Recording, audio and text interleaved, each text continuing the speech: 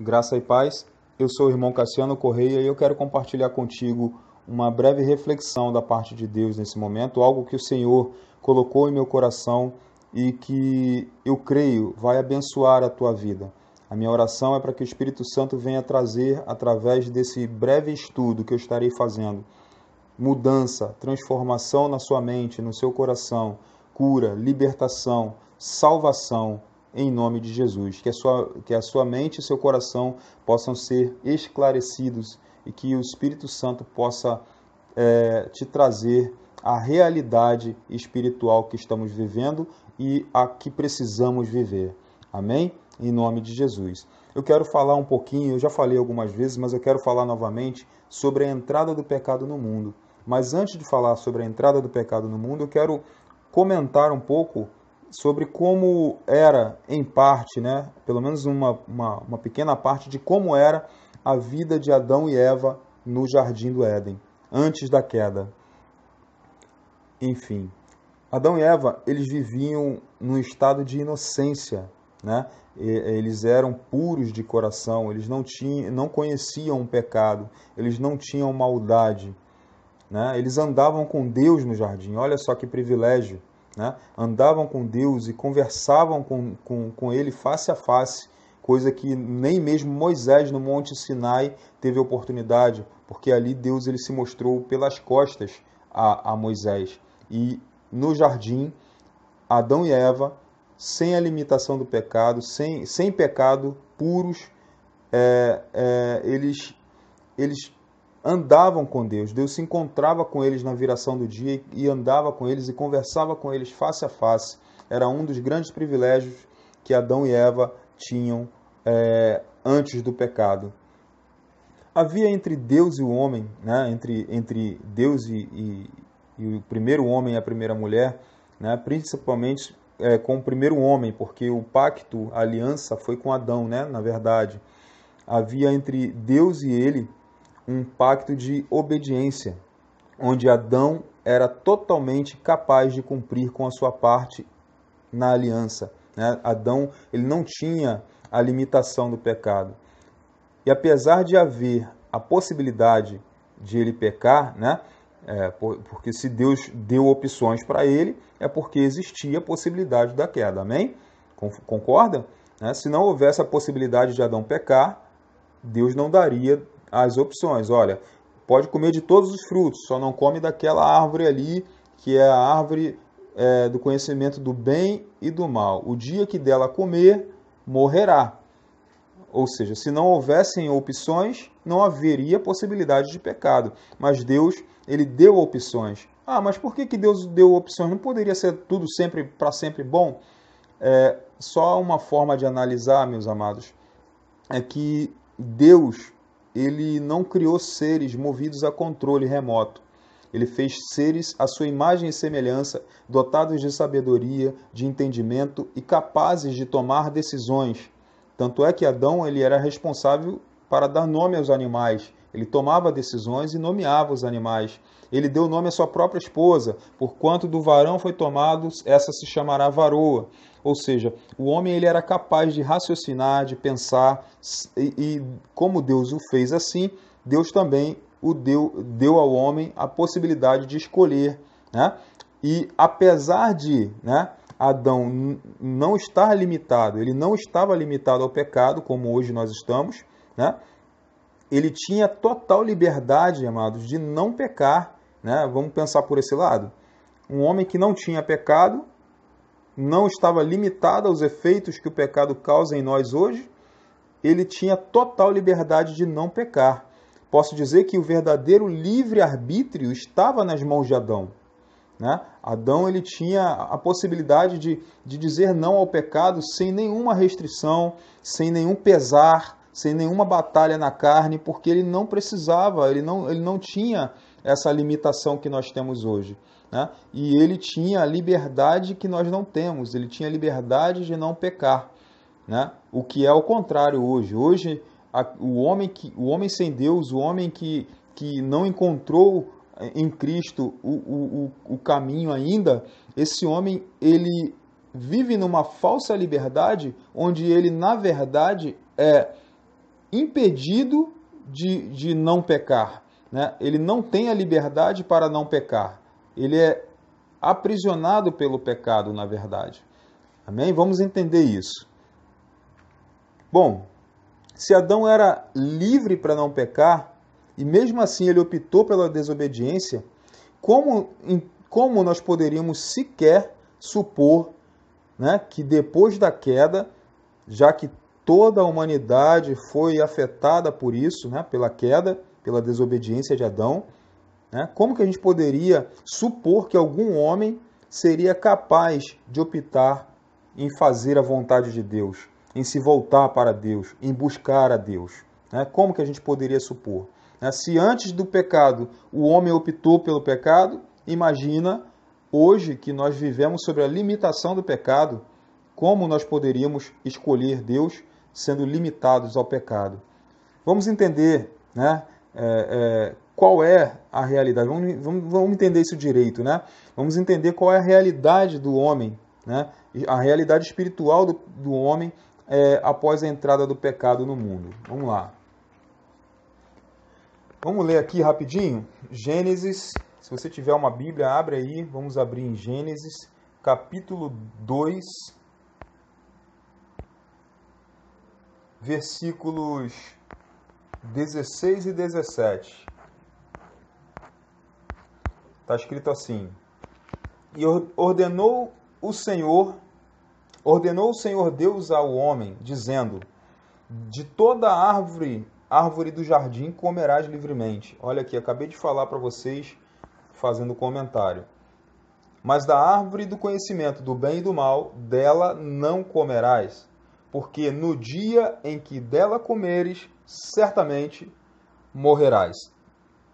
Eu quero frisar aqui um pouquinho essa última frase. Certamente morrerás. Observe que depois da queda, o homem passou a se esconder de Deus. Vamos ainda em Gênesis capítulo 3, versículos 8, do 8 ao 10, onde está escrito assim: E ouviram a voz do Senhor Deus, que passeava no jardim pela viração do dia. E esconderam-se Adão e sua mulher da presença do Senhor Deus, entre as árvores do jardim. Chamou o Senhor Deus a Adão e disse: Onde estás? E ele disse: Ouvi a tua voz soar no jardim, e temi, porque estava nu, e escondi-me.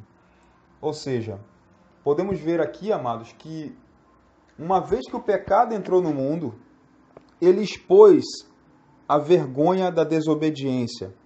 O homem percebeu que estava nu. Ele começou a ver maldade nisso e passou a se esconder de Deus. Envergonhado pelo próprio pecado de desobediência, o homem passou a se esconder de Deus. A partir desse momento, toda a genealogia de Adão, ou seja, todos nós, fomos contaminados por um vírus, uma doença chamada pecado, que passou de geração em geração, e isso se tornou genético.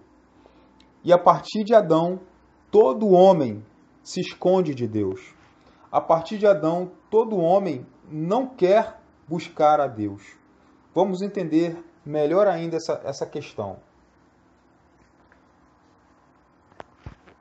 A entrada do pecado no mundo, para a gente frisar bem, distanciou completamente o homem do seu Criador. Essa é a verdade. Ou seja, após a queda de Adão, todos nós fomos destituídos da glória de Deus. Após ele, todos pecaram. Todos. Como está escrito na carta do apóstolo Paulo aos Romanos, capítulo 3, versículo 23. Porque todos pecaram e destituídos estão da glória de Deus. Por conta disso, todos os homens estão limitados a uma natureza essencialmente má. Veja ainda o que dizem os textos a seguir. Salmo número 14, versículo 3. Está escrito assim: Desviaram-se todos juntamente Desviaram-se todos e juntamente se fizeram imundos. Não há quem faça o bem, não há sequer um. Olha como a Bíblia ela é enfática, veja como a Bíblia enfatiza a questão de que nenhum homem é bom.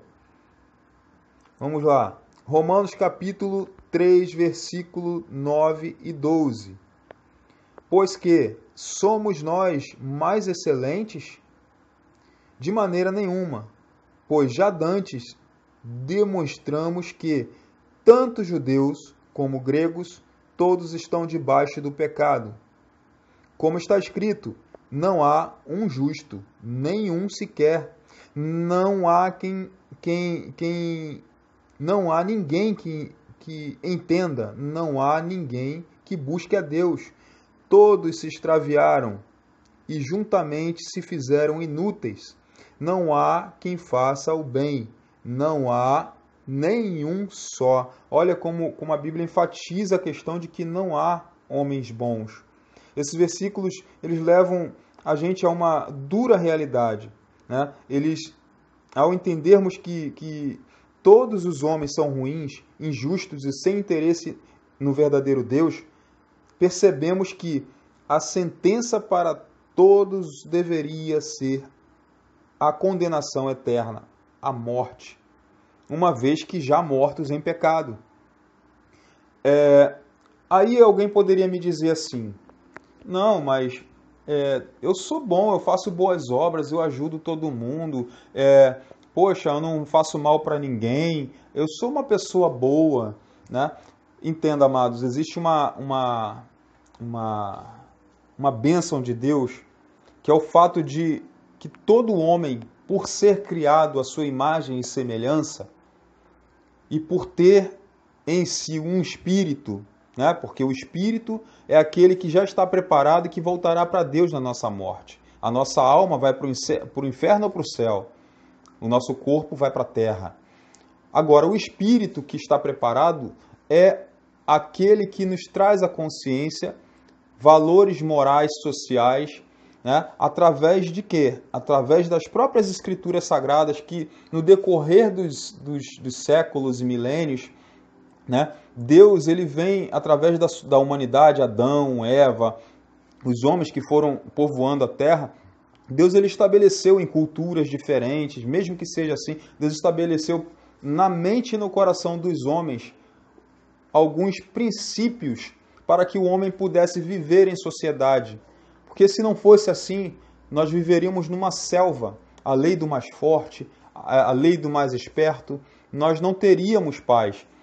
Essa convivência que nós podemos ainda ter e que já está acabando nos últimos dias, porque o mundo está cada dia pior e a violência aumentando e tudo isso, enfim, essa paz que ainda conseguimos ter, essa convivência que ainda conseguimos ter, são chamados de graça comum.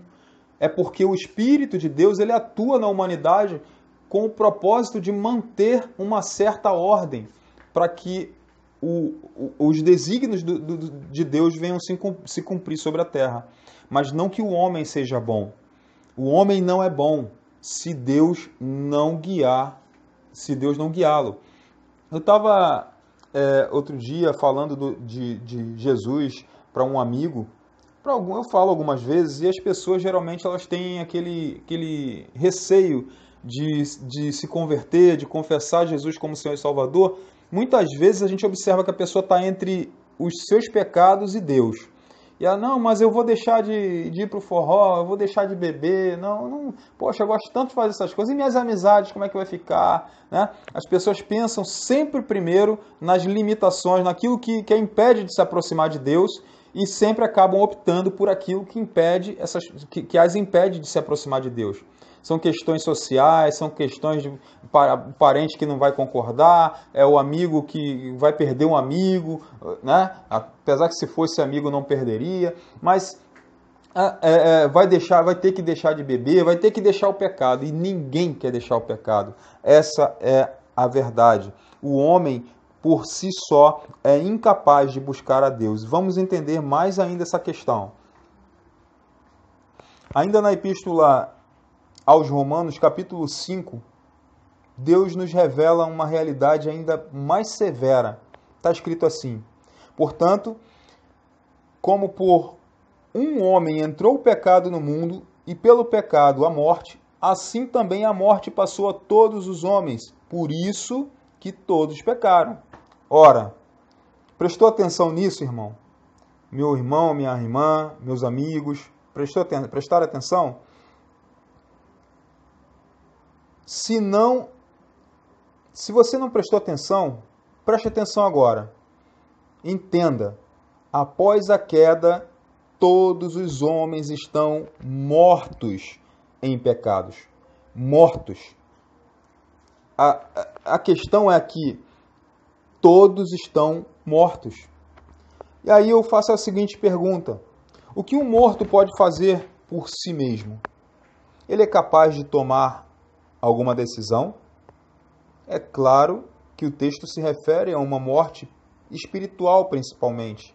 Apesar de que a morte física veio após o pecado, mas se refere a uma morte espiritual.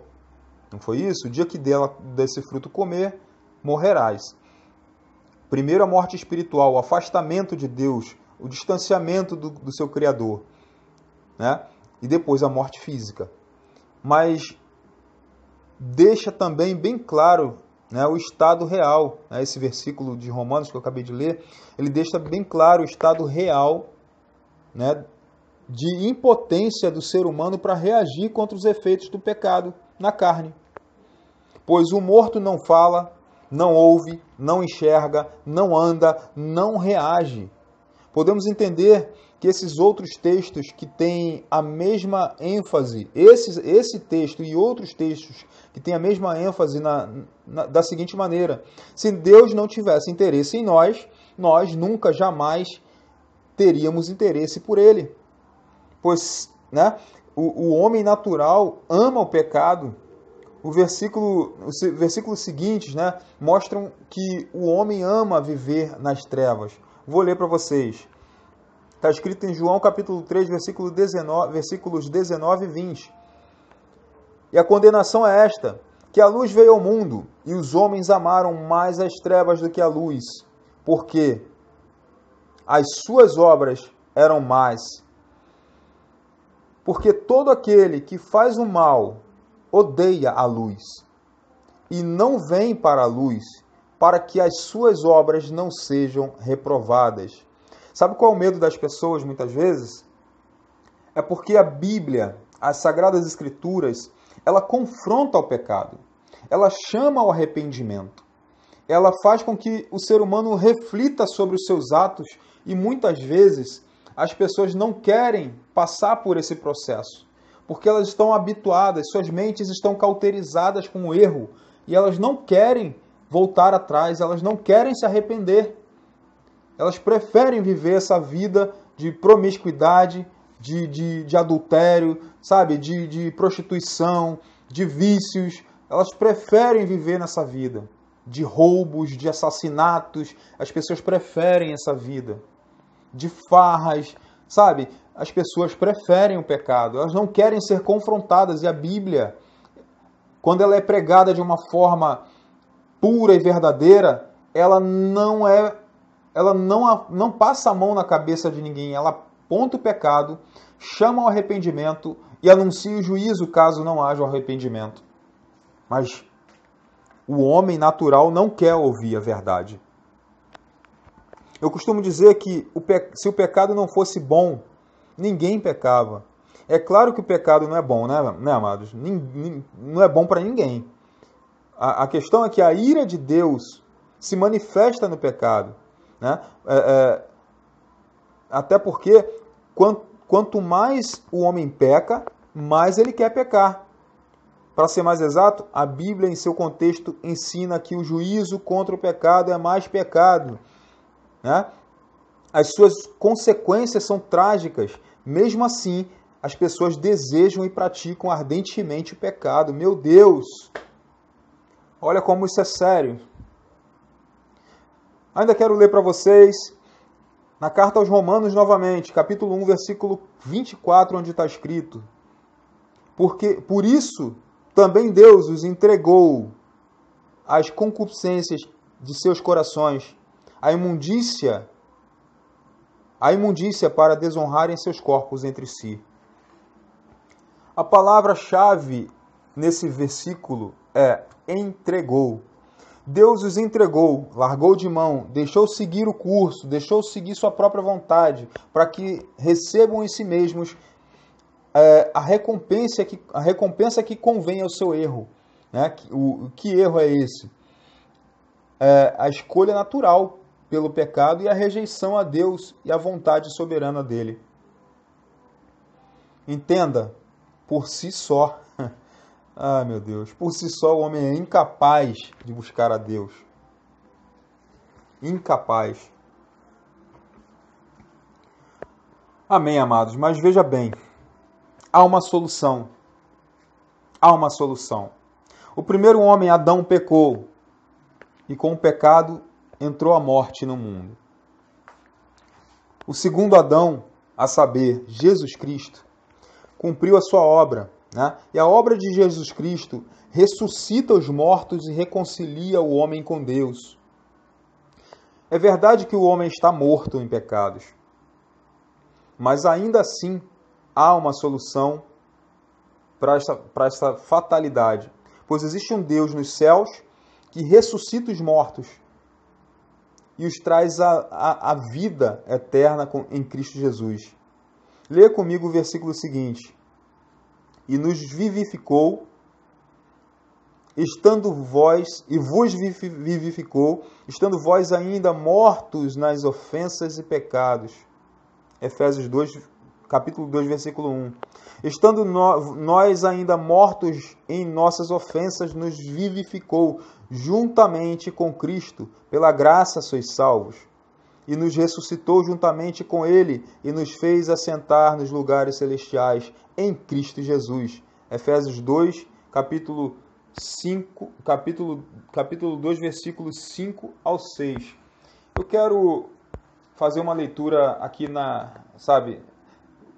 mais uma leitura bíblica mesmo, dessa questão de Efésios aí, só que eu vou ler agora até o versículo 10, capítulo 1, versículo 1 ao 10. Vou ler todo para que você entenda todo o contexto.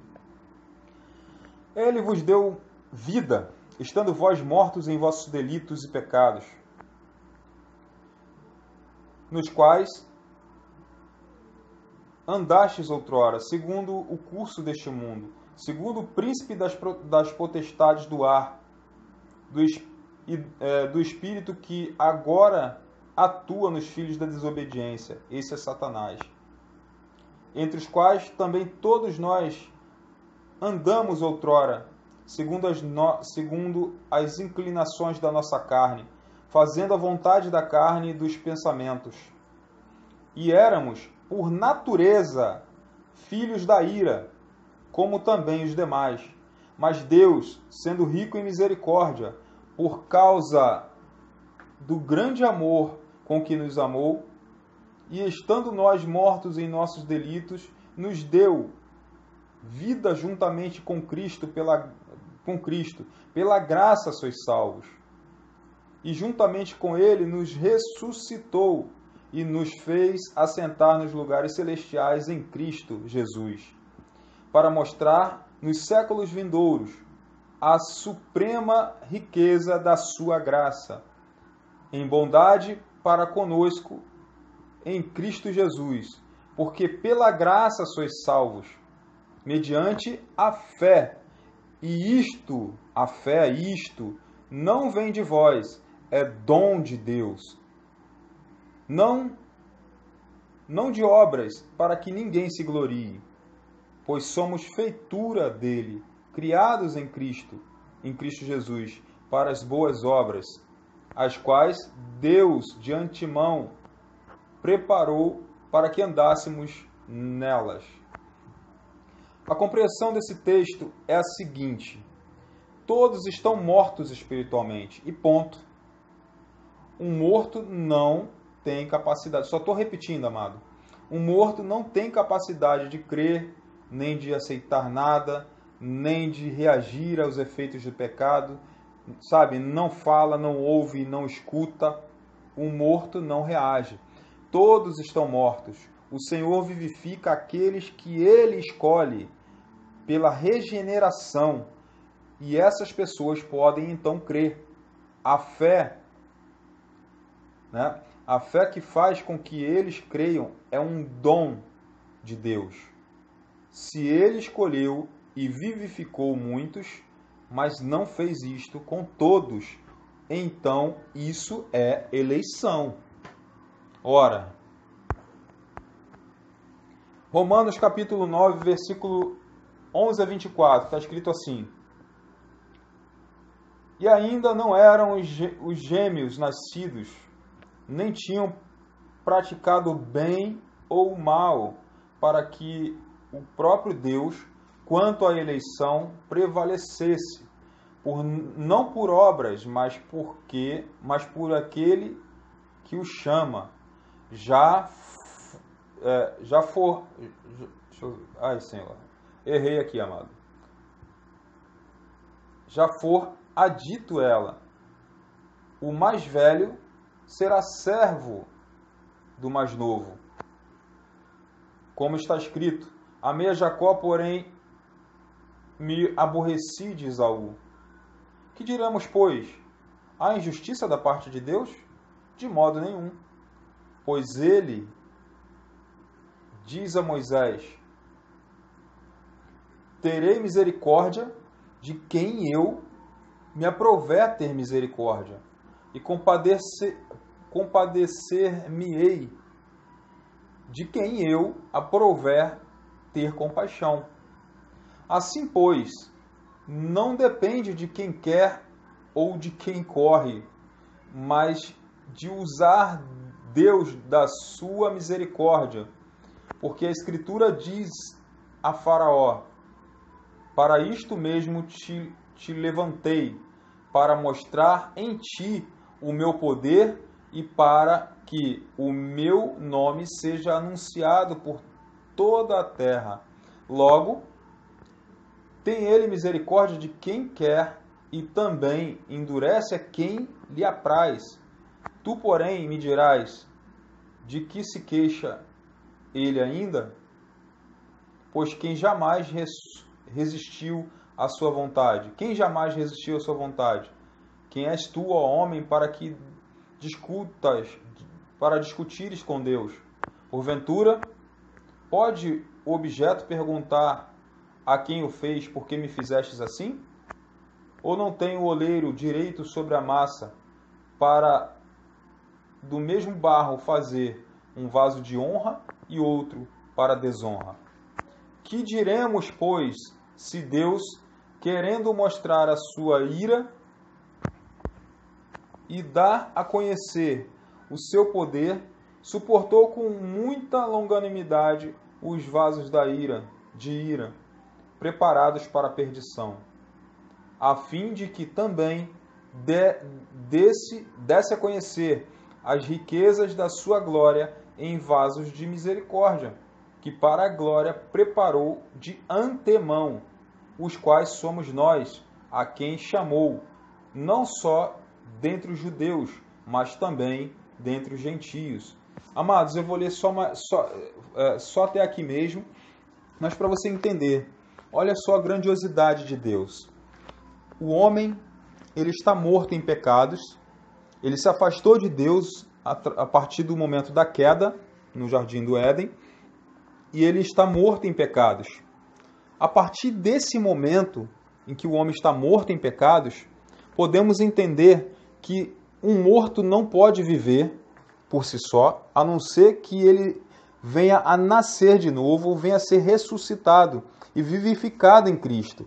Então, o homem que, após a queda, ele se tornou incapaz de reagir ao chamado de Deus. Existe um chamado que é o meio pelo qual Deus escolheu para que aqueles que ele escolheu viessem a se converter, que é um chamado universal. Esse chamado é feito a toda a terra. Todos os habitantes da terra ouvem. É a pregação do Evangelho, que é pregada a todos os homens. até para que os homens não tenham desculpas quando eles quando chegar o dia do juízo do grande trono branco, o dia do juízo final. Aí eu quero dizer, existe livre-arbítrio? Se o homem que tinha a liberdade de não pecar escolheu por um livre-arbítrio pecar, o homem, após o pecado, escolheu por livre vontade o pecado. Acabei até de mostrar por exemplos, através de exemplos, que o homem sempre escolhe o pecado. Se o Espírito Santo de Deus não o atrair, ele não vem a Cristo. O próprio Cristo falou que só vem a ele aqueles que o Pai fizer com que venham, aqueles que o Pai atrair. Então, se você analisar bem, o homem não vem a Deus se o Espírito Santo não despertar, não vivificar, não trouxer vida, não tirar a escama dos olhos. Então o Evangelho ele tem que ser pregado, é o meio pelo qual Deus escolheu para que os seus sejam alcançados. Há uma interação entre Deus e os seus escolhidos. Que interação é essa? Deus chama ao arrependimento, chama uma vida de santificação, chama a uma vida de busca, de oração, de aprendizado, crescimento na graça e no conhecimento da palavra do Senhor, do nosso Senhor Jesus Cristo. Deus chama a essas atitudes. O homem que é escolhido, o homem que se converte a Cristo, que entende, que é chamado pelo Espírito Santo, ele naturalmente também vai desejar as coisas de Deus. Porque se Deus o despertou, ele foi vivo, foi feito nova criação. É uma nova criatura, só que agora essa nova criatura, essa nova criação, ela está buscando a Deus. E lógico que se Deus o vivificou através da fé que ele despertou no coração dessa pessoa, essa pessoa logicamente vai buscar a Deus. É uma consequência. Assim como o pecado é uma consequência da queda lá de Adão e a condenação eterna é uma consequência do pecado, né? Por um Adão entrou o pecado no mundo e pelo pecado a morte. O homem está morto. Deus vivifica através do chamado universal e existe o chamado específico. Que chamado específico é esse? O evangelho é pregado a toda criatura, mas só ouve aquele que é escolhido. Quer um exemplo? Quer 2 exemplos? Tem mais também, mas vou dar 2 exemplos. Moisés, chamado específico, lá no Antigo Testamento. Vou dar um no Novo e no Antigo Testamento. Antigo Testamento, chamado específico. Moisés, lá no Monte Sinai, recebeu a lei, o caráter, os propósitos, a vontade de Deus estavam naquela tábua da lei. Moisés foi um chamado específico. Abraão foi chamado específico. Aqueles que ouviram a voz de Deus e atenderam a voz de Deus. Atenderam o chamado. Se posicionaram diante de Deus, esses foram levantados por Deus. Quer ver um exemplo no Novo Testamento? Saulo de Tarso, que se tornou Paulo, a caminho de Damasco, quando Jesus se revelou para ele dizendo: Saulo, Saulo, por que me persegues? E ali foi o momento em que a vida de Saulo mudou e o seu nome se tornou Paulo. E ele foi um dos grandes evangelistas e missionários, um dos que mais viajou, um dos que mais pregou o evangelho, através de um chamado específico. O evangelho é pregado a toda criatura, mas através do chamado específico, Deus desperta os seus e os direciona, e os capacita e os envia a pregar o evangelho. O chamado universal é uma consequência, a gente tem que pregar, porque ninguém sabe quem é escolhido, só Deus sabe, mas é através do evangelho que esses se convertem. É através do evangelho que esses são encontrados por Deus, que esses são chamados por Deus, porque Deus já sabe desde o início quem eles são. O próprio Jeremias, profeta Jeremias, Deus disse que antes que viesse no ventre da mãe dele, Deus o escolheu e o preparou para ser profeta entre as nações. Capítulo 1, versículo 5, se eu não me engano. Pode ler. Então, amados, a gente vê que existe chamados específicos, que é o chamado que desperta aquele que crê. Aquele que crê porque Deus deu o dom da fé para ele, e ele despertou e ele creu. Amém, amado? É necessário que o homem, é necessário nascer de novo. É necessário nascer da água e do Espírito. Quem nasce, não nasce por si só. Mais um exemplo, olha só o que a Bíblia ensina. Quem nasce não nasce por si só, mas nasce porque alguém o gerou. No caso, dos mortos-vivos, né? Que eu já vi o Walking Dead, esses filmes de morto-vivo aí, o homem pecador, o homem sem Deus é a mesma coisa. Ele vive num mundo, um mundo enganoso, um mundo de pecado, cego nos pecados, aprisionado nos pecados, impedido de não pecar. É um morto-vivo. No caso desses mortos-vivos, né, para que haja reconciliação com o Pai, é imprescindível que seja gerado dentro dele, dentro dessa pessoa, dentro de cada um, uma nova criação, uma nova criatura. É necessário nascer de novo, um novo homem, uma nova mulher, regenerados pelo Espírito de Deus. Em uma conversa com um fariseu chamado Nicodemos, ao ser questionado sobre as maravilhas que ele fazia, Jesus respondeu, né? O Nicodemos questionou e Jesus respondeu a ele assim, ó: na verdade te digo que aquele que não nascer de novo não pode ver o reino de Deus. Nascer de novo. Sabe o que significa isso? Alguém o gerou. Aleluia. Leia João capítulo 3, versículo 1 ao 21. É onde está relatado esse texto. Esse é o versículo 3 que eu acabei de ler. Mas você pode ler do capítulo 1 ao 21. Aprecie essa verdade sobre o novo nascimento, meu amado, minha amada, meus amigos. Olha, amado, Deus não compactua com o pecado. Deus não coabita com o pecado. Por isso seria impossível conhecê-lo se ele não tivesse, primeiro, a iniciativa de se revelar a nós. Aleluia.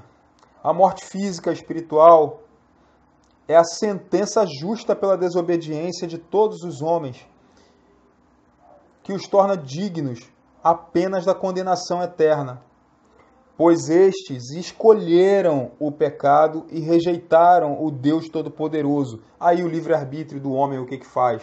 Deixa o homem livre para escolher, ele vai escolher o pecado, ele não vai escolher a Deus. Por isso Deus escolheu um povo. Deus escolheu um povo no Antigo Testamento, Deus escolheu um povo em todos os tempos.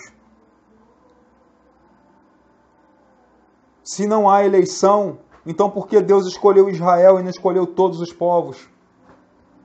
Se no Antigo Testamento também havia um povo escolhido. Por que Deus escolheu Faraó para endurecer o coração de Faraó para glorificar o seu nome? Por que Deus matou Faraó e salvou Israel? Isso não é eleição, amados. Deus é um só, Deus não mudou. No Antigo e no Novo Testamento, Deus tem um povo desde o princípio, já escolhido por Ele. Você já foi escolhido por Ele, amado. Se você está em Cristo, é porque você foi escolhido por Ele. Escolhida por Ele. Ele despertou a fé no seu coração. Aleluia. Bom, como já mostrei à luz das Sagradas Escrituras, se existe a possibilidade de nos achegarmos a Deus e obtermos salvação para as nossas almas, é única e exclusivamente por iniciativa dele, do Altíssimo. É porque Ele nos ama. Até mesmo quando um pecador se arrepende e se converte a Cristo, a Bíblia diz que essa fé, acabei de ler para vocês, foi Deus quem gerou no coração do indivíduo. É dom de Deus. É claro que há interação entre o Senhor e aqueles que Ele chama, pois estes, os chamados, ao ouvirem a palavra de Deus, que é o chamado, são movidos pelo Espírito Santo a uma aproximação e a um relacionamento de profunda intimidade com Ele, pois Ele gera nos corações a fé. Convence o homem da justiça, do pecado e do juízo e mostra a sua salvação. É essa fé que os chamados que chamamos de fé salvífica, que não leva a decidir por Ele. Aliás, que nos leva a decidir por Ele. Deus escolhe os que chama, e os que Ele chama atendem o seu chamado, e de forma irresistível. Mais cedo ou mais tarde, se rendem ao seu senhorio. Entendeu, meu amado, minha amada? Olha, o Evangelho da Graça é a coisa mais linda que existe. Mostra a total soberania de Deus, pois aqueles por quem Ele morreu serão salvos. Aqueles por quem Jesus morreu serão salvos. E aqueles que não forem salvos são culpados porque eles escolheram o pecado. Amados, não limitem o poder de Deus. Deus é soberano. Se o homem tivesse escolha, livre-arbítrio, o homem escolheria o pecado. E na verdade tem. O homem já escolheu o pecado, está aprisionado no pecado. Ele está impedido de não pecar. Ele está impedido de enxergar a Deus. Está cego, tem uma venda nos olhos. Não vai se converter a Deus se Deus não o despertar, se Deus não o ressuscitar, se Deus não o fizer nascer de novo. Essa é a visão que Deus tem me dado acerca das Escrituras Sagradas. Esse é o Evangelho da Graça. Esse é um evangelho que eu considero um evangelho mais digno de confiança, porque ele exalta completamente a soberania de Deus. E se Deus ele chama, o chamado específico, essa pessoa se converte a Cristo. E se você está ouvindo essa mensagem e ainda não creu em Jesus Cristo, entenda, esse evangelho que está sendo pregado, esse chamado é universal, é para todos. Mas se você está ouvindo e essa palavra está queimando no seu coração, é porque o Senhor Jesus te chama para uma vida, um relacionamento de intimidade com Ele. Deus quer restabelecer contigo a comunhão perdida lá no Jardim do Éden. Então, receba Jesus Cristo, confesse-o como Senhor e Salvador da sua vida, viva uma vida de santidade, de busca, porque você é responsável por isso. E aqueles que são chamados por Deus, não é que devem se santificar. Os que são chamados por Deus, naturalmente, consequentemente, vão buscar. Porque quem é despertado pelo Espírito Santo vai desejar as coisas sagradas, as coisas de Deus. Então, se isso está te chamando, está ardendo no seu coração, venha para Cristo hoje. Receba o Senhor Jesus na sua vida. Seja um entre os tais. Dos muitos chamados e poucos escolhidos, seja você um destes escolhidos. Ainda que sejamos poucos, que estejamos nós com o Senhor. E façamos a nossa parte, pregando o Evangelho a toda criatura, para que muitos ainda sejam salvos. Porque Deus é soberano, e Deus é maravilhoso e é misericordioso, e ainda quer salvar a muitos. Amém? Em nome de Jesus.